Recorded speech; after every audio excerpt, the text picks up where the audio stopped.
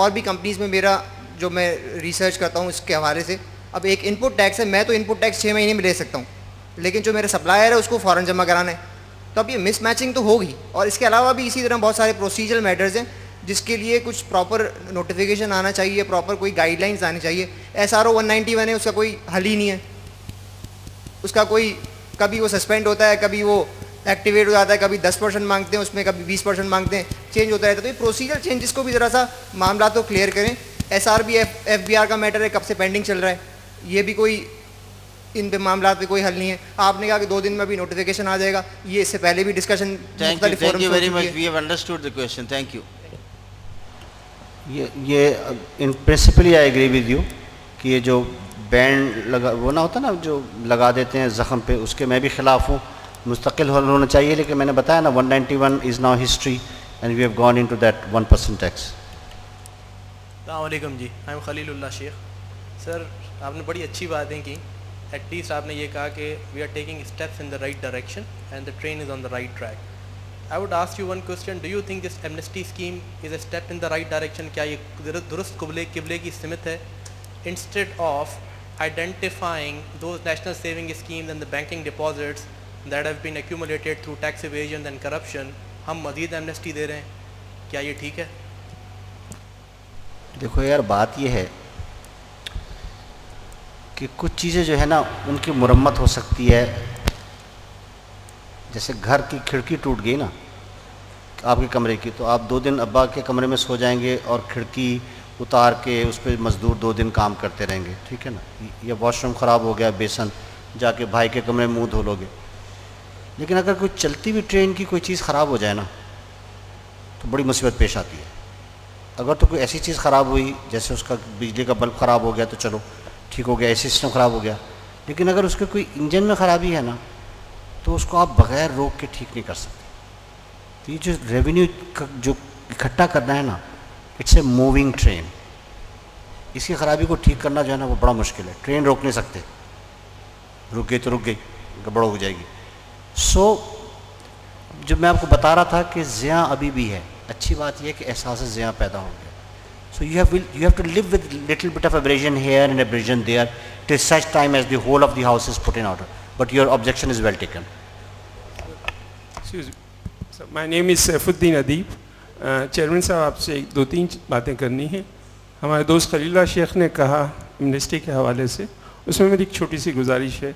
ये सब इसलिए हुआ कि वो कहते हैं हमारे पास कोई रिकॉर्ड नहीं है किस तरह हमने वेल्थ अक्यूमुलेट की है। तो आप प्लीज़ 114 में रिटर्न फाइलिंग के सेक्शन में ये एक शर्त डाल दीजिए कि जिसकी भी एग्जेम्प्ट इनकम है वो रिटर्न फाइल करेगा, वो अपनी वेल्थ स्टेटमेंट फाइल करेगा, ताकि आइंदा इस तरह की एमनेस्टीज़ ना आए। एक मेरी गुजारिश ये है कि 114 में ये चीज़ शामिल कर दीजिए कि एक तो एग्जाम्शन ले रहे हैं, फिर बाद में ये कह रहे हैं कि हमारे पास हिसाब नहीं है, हमें एमनेस्टी दें, तो कम से कम ये चीज़ रुक जाएगी। इसके अलावा सर एक दूसरी गुजारिश ये थी कि ये जो ऑप्शन दिया है अच्छी चीज़ है, हम FTR से नॉर्मल टैक्स रिजीम की तरफ जा रहे हैं। इसमें ऑप्शन में ये कहा है कि जो टैक्स लायबिलिटी है वो इतनी प्रिजम्पटिव लायबिलिटी से इतनी 50% 60% होनी चाहिए। वहाँ अगर एक छोटी सी वजाहत हो जाए, वो ये था कि वो टैक्स लायबिलिटी में टैक्स क्रेडिट दिया जाएगा, क्योंकि यहाँ भी आप जो फाइनल टैक्स है उसमें भी आपने इसी साल ये चीज़ दी है कि टैक्स क्रेडिट देंगे। So we would be comparing like with like, कि वहाँ भी उस टैक्स लायबिलिटी में भी आप क्रेडिट देंगे, चूँकि ये क्रेडिट यहाँ भी दे रहे हैं। एक गुजारिश मेरी है। दूसरी सर ये था कि ये जो अपीलेट ट्रिब्यूनल के हवाले से अगर मुझे सही याद पड़ता है तो पहले कमिश्नर हजरात का टेन्योर 10 साल था, फिर 5 साल किया, अभी 3 साल किया। तो ये एक हो सकता है जिस तरह अपील का डिस्पोजल होता है हमारा ट्रिब्यूनल में, कि ये हो सकता है कि जिन कमिश्नर साहब ने अपील का ऑर्डर किया है वो 3 साल में ख़ुद मेंबर बन जाएं और वही ऑर्डर देख रहे हों। तो अगर ये वजाहत आ जाए कि वो सब वो खुद अपना ऑर्डर नहीं सुन सकेंगे appeal. Last thing first, point is well taken. और नॉर्मली ऐसा ही होता है, नहीं सुनते हैं, अगर लगे भी हों तो नहीं सुनते हैं। लेकिन हाँ, लेकिन बात सही है कि आदमी जो पहली बात थी वो ऑलरेडी आ चुकी है, मुझे मेरे इनकम टैक्स के मेंबर ने बताया। जो बीच वाली बात थी ना, चुपड़ी भी और 2-2 नहीं हो सकती। You have that reduction in rates or the tax credit. Hello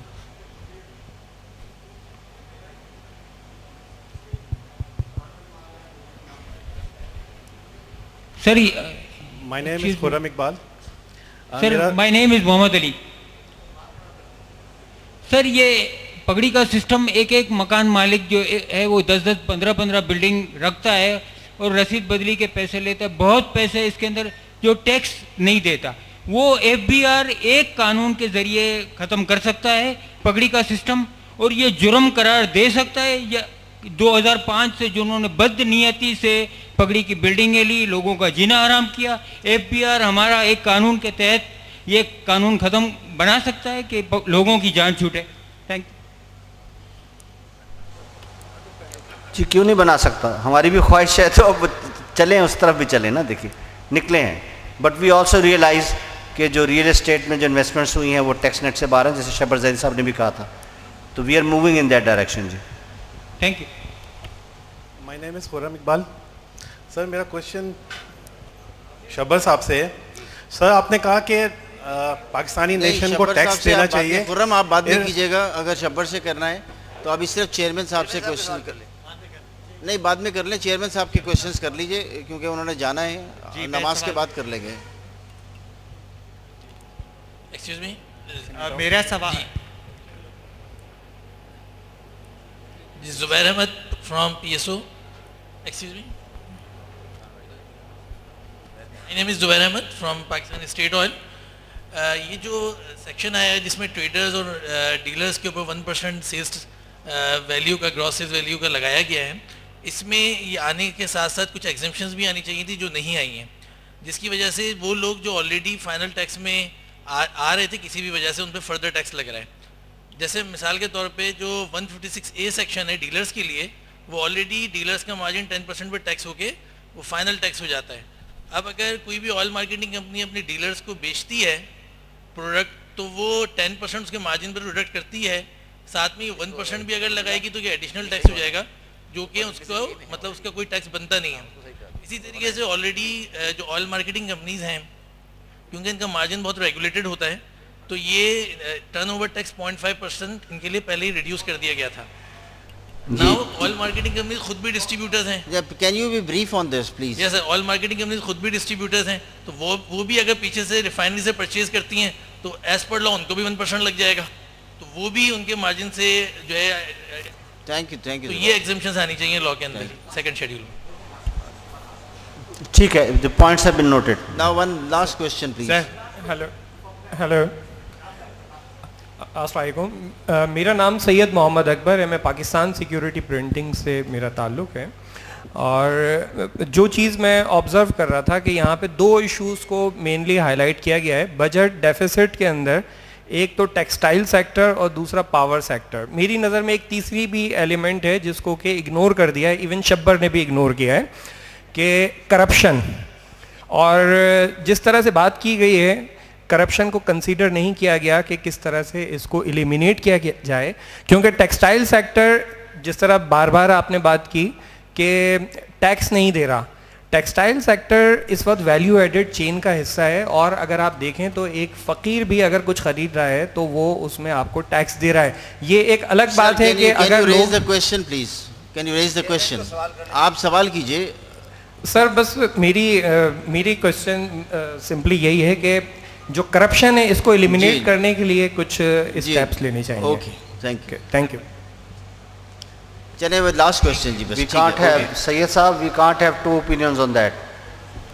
sir मेरा एक आप कर ले लास्ट क्वेश्चन। सर मेरा एक छोटा सा सवाल है, इन्वेस्टमेंट के ऊपर आपने 15% से 20% कर दिया है, मगर इफेक्टिव टैक्स रेट तो नीचे चला गया, उसकी वजह से उसका बेनिफिट तो ऑलरेडी कम ही हो गया, फिर पिछले साल से इस साल कम ही हो रहा है वो, तो वो उसको रिवर्ट करें, क्या करें? और सर कोई जवाब नहीं इसका जवाब नहीं। सर दूसरा एक सवाल और है। वैसे एक बात पे आफरीन है, today you have stolen the thunder. आपने एक ऐसा सवाल किया जिसका शब्बर के पास भी जवाब नहीं। खुदा हाफिज। सर एक सवाल और है छोटा सा।